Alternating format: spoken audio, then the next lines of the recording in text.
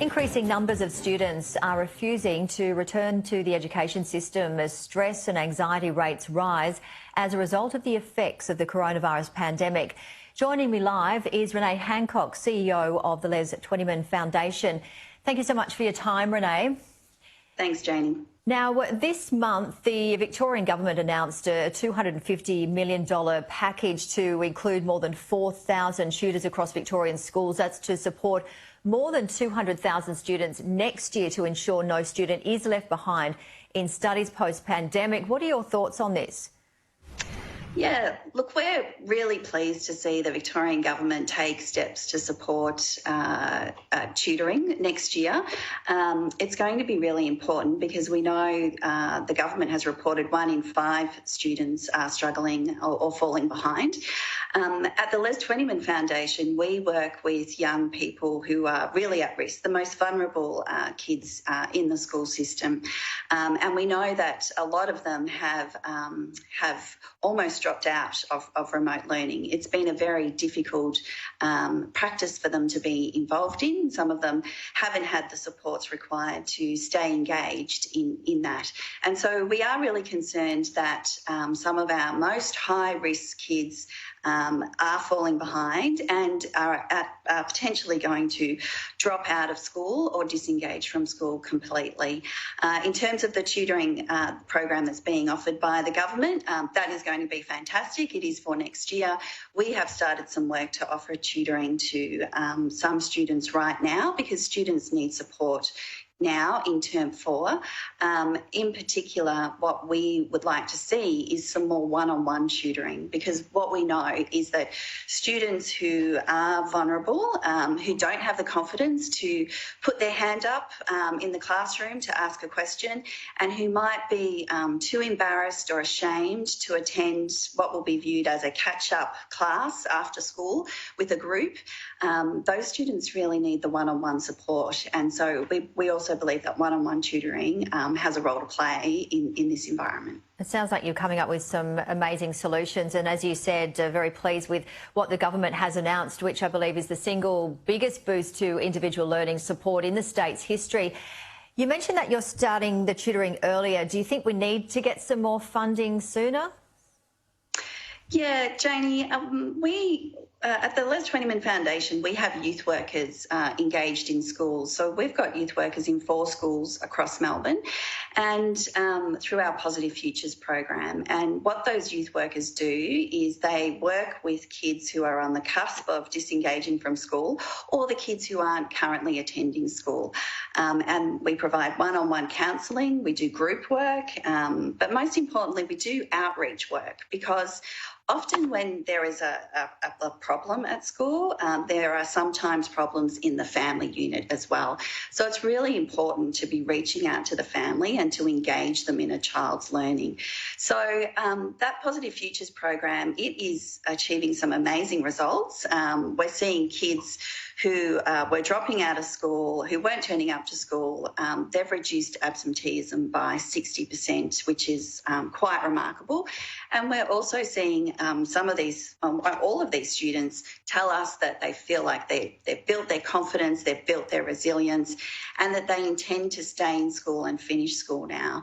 So what we really want to see, in addition to things like tutoring and investments in mental health, we'd like to see more youth workers in schools, and in particular the most vulnerable schools, because youth workers really have a unique way of connecting with the young people that have lots of different trauma, bring complex backgrounds to a school environment. And we're asking schools to take on a lot at the moment, and what our youth workers do is they complement the work that schools are doing, and they complement the work that teachers are doing, so that the burden doesn't just fall on the school itself. Are you seeing many people apply to become a youth worker?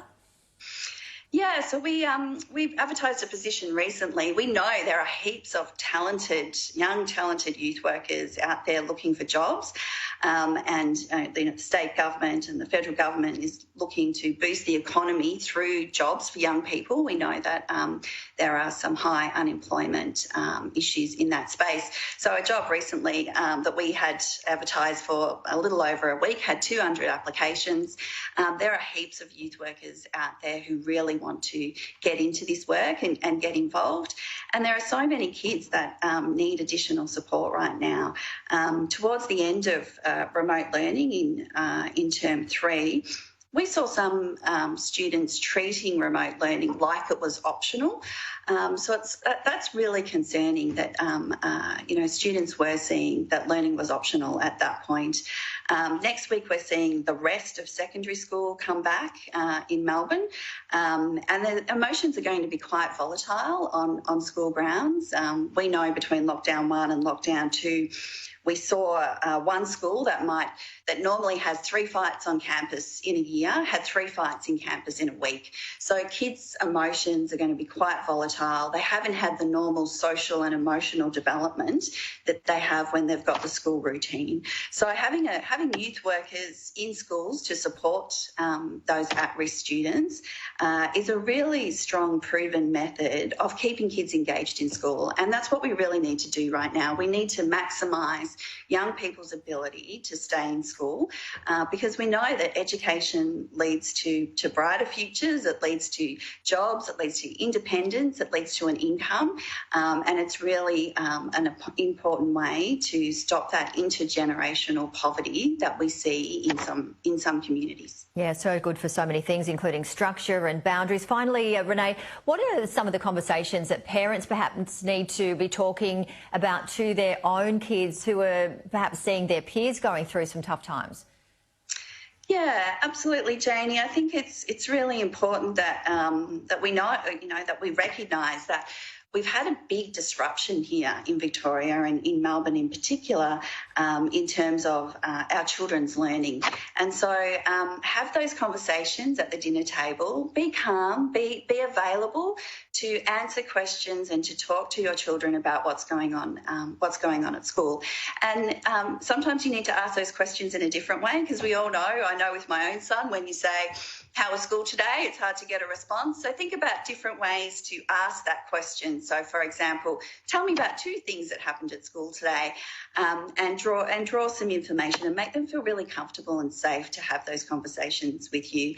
And then if you need to, reach out to the school or reach out to other families that may be struggling right now and just acknowledge that it's normal. We've all been through a really difficult period, being at home, working from home, doing schooling from home. It's been challenging for all families, but particularly challenging for our more vulnerable families. And so it's okay to feel like that, but make sure to reach out for help, whether it's with the school or support services like Beyond Blue or Kids Helpline, if you need that additional support in your family. Thank you so much, as always, Renee, for your time and expertise, and I wish you and your team all the very best. Just quickly, I know that you got out yesterday for a quick picnic. I know that the restrictions have moved a little bit in Melbourne. How is everybody there? Yeah, so I'm so glad that my family got out for a picnic yesterday because the weather is absolutely miserable here today. It feels so much better to be able to get outside, to get some fresh air, to travel more than 5 k's from your home. So I think community spirits are certainly lifting, and being able to see other families outside as well is certainly giving us all hope, particularly with those numbers being low, that we're going to see some good changes with restrictions, and hopefully at some point, find a new normal for us all to live in these strange times. Yeah, absolutely. Well, thank you very much. You stay well. CEO of Les Twentyman, Renee Hancock. Talk to you again soon. Thank you. Thanks, Janie.